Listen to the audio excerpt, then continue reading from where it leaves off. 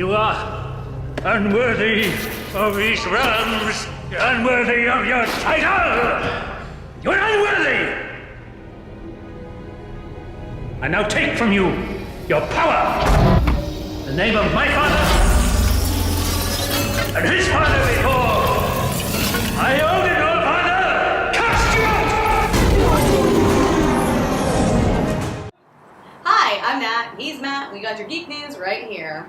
Okay, I've got to say, Thor kicked a fair bit of ass. Not the most ass of every Marvel movie, but it definitely had the coolest and most talented cast. Yeah, definitely. The ensemble was fantastic. They had some awesome people there as main actors, supporting actors, namely Chris Hemsworth was awesome. You know what? He's already been in the Geekverse because he played George Kirk in Star Trek. That man made me cry before any character from Star Trek even appeared on screen. That's true. That was the most amazing first 10 minutes of the movie ever. Absolutely. Totally. But as Thor, he was amazing. He was arrogant and despicable initially as his character. He looked like a beautiful Thor. And he was just awesome. And needless to say, everyone else around him was fantastic. Like Anthony Hopkins, my God. I Epic. just love that man. Perfect. Odin. Oh my God. And the only reason I liked Chris Hemsworth as Thor, the only reason I liked Thor as a character was because Natalie Portman was loving him, was falling in love with him, was liking him. And because she was liking him, I was like, okay, maybe this guy's not such a dick. But that point when he is getting a coffee and he says, I love this beverage, smashes it on the ground and demands another. I just thought, okay, I can like this character no matter how pompous he is. Yeah, he was hilarious. I mean, I liked it regardless of Natalie Portman falling in love with him, because clearly he was going through his own character arc and learning his own stuff and all that good stuff. It kind of was Thor Begins. Like, it was him becoming the kind of character who could replace Odin on the throne. Absolutely. And other than that, I mean, everyone else is great. Loki, the guy that plays Loki, what's his name? Yeah, Tom Hiddleston. Hiddleston, that's right. Tom Hiddleston. I've never seen him before. Same, but he looked like a Loki. He has that mischievous kind of, do you trust him, do you not trust him kind of face, and his character was exactly that as well. You couldn't tell whether he was a good guy or a bad guy. Now the cameos, of course, Stan Lee, the creator, but we also got to see that townie who tried to pick up the hammer first. That's J. Michael Straczynski. He's been writing Thor for a while now. He's been writing in the Marvel Universe for so long, and, of course, he created Babylon 5. Awesome. Now, I really loved King Laufey, the Frost Giant, because he was in my movie.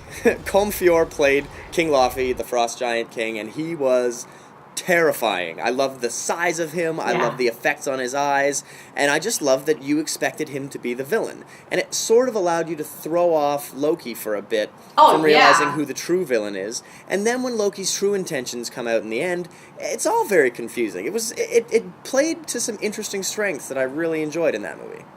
Kind of leading you one way and it not being the other, and very, I guess, complex characters, all things considered. I mean, Thor... And a complex structure. Yeah. It had a complex structure, you know. It started in the desert, hitting the homeless man, and then jumped into Asgard, and that was a great way to bring us in there. I felt a little bit jarred, but really, I don't know how else you would have done it. I thought the execution was great there, where they took you into Asgard and how it leads back to that point again, and then you're in the hospital. Like, holy crap, Chris Hemsworth was so funny in the hospital. When he's like, how dare you do this to the son of Odin, and like all this kind of stuff. And it was pretty funny. Again, overall, the story was interesting. I enjoyed the journey that we went through with Thor. That through his banishment, the whole in thing. The ice world was crazy. Yes. That was epic. And the fact that really nobody stood a chance, not even the Punisher. No. Because the Punisher was playing Volstagg. That was Ray Stevenson in his entourage. Oh my gosh, but Thor was bad ass. You can tell he is the craziest warrior of all. And he's got this weapon that no one else can even touch. Like, they're all amazing warriors to begin with, but then this guy has Meow Meow. Meow Meow, exactly. And Meow Meow, when Kat Dennings pulled that out, like, what a great hipster character to have kicking around there. I really enjoyed it. Funny. I'm really glad they threw her in there. And like Stellan Skarsgård, he was excellent. I love that they got a Scandinavian man who probably did genuinely grow up with myths about Thor and Odin and Asgard and all that kind of stuff. Admittedly, and it wound up making such perfect sense. Yeah, I was going to say, his son, who is also a famous actor, Alexander Skarsgård, who plays Eric Northman on True Blood, I'm thinking could have made a pretty decent Thor if he wanted to. And kind of we've got Chris. He's a good one. No, Chris is fantastic. I cannot wait to see him again I can't wait. Yeah, to see which we get to see in a year. But before we get to Avengers, let's finish this one up. Exactly. It felt like it happened really fast. 2 hours went by like that. No, exactly. And it might have been the structure. I don't know what it was. Well, I think it's like just the moved different really goals quickly. that the character had in the movie. You're just like, oh, okay, like, he has to try and get the hammer. And he just ended up pulling it out to me, like, a lot faster than I was expecting him to. Or when the Destroyer came to Earth, and then when he destroyed the Destroyer, like, it just happened so fast. I thought the Destroyer was going to wreak a lot more havoc than it did. Although I did get a real Superman 2 vibe out of that. Okay. That whole monsters on Earth in something that looked a lot like the Superman 2 Zod sort of battle. It was very strange. But one thing that I found was, now we're going to get into spoilers here for a minute, so if you haven't seen it, this is going to wreck some stuff. We got 2 great surprises. One of them was Hawkeye. It was great seeing those hands reach in for a gun and then reach up for the compound bow. And Renner, I liked him. He just felt a lot like a straight up believable soldier, but something special. Right. There was something special about him. And then of course the other big surprise at the end, like every Marvel movie. Oh yeah, This like had something at the end. You always have to wait post credits to see what kind of gem they leave for you. And in this case, of course, we saw Nick Fury again, as we are constantly seeing these days.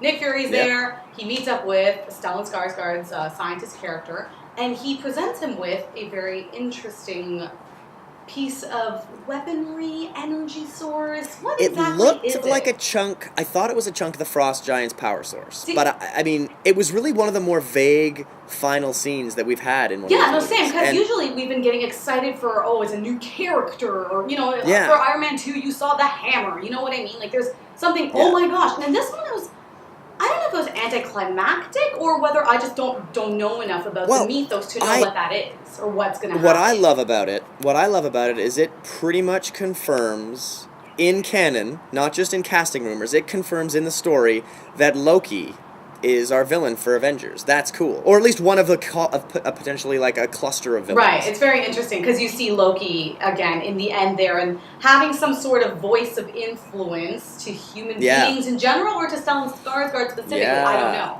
But either way, I thought, okay, you know what? This is interesting. We'll see what happens. Yeah, I got a real kick out of it. I'm excited for Avengers, but before we even get there, we've got the first Avenger. And that's going to be Captain America. Chris Evans looks perfect. Oh my I cannot God. wait for this movie. Epic. And it hits screens July 22nd. Awesome. Yeah, that is so good. I cannot wait. Cannot wait. All right, great. Well, thanks for sticking with us for the Thor review. And keep coming back to yourgeeknews.com because we have more reviews coming and a couple of cool scenes when we can put them up. And just hit the site. We're going to try to keep it up to date as much as we can. As best as we can. So come on, join the conversation. Let us know what your thoughts are and check out yourgeeknews.com and keep the conversation going. Bye! I will return.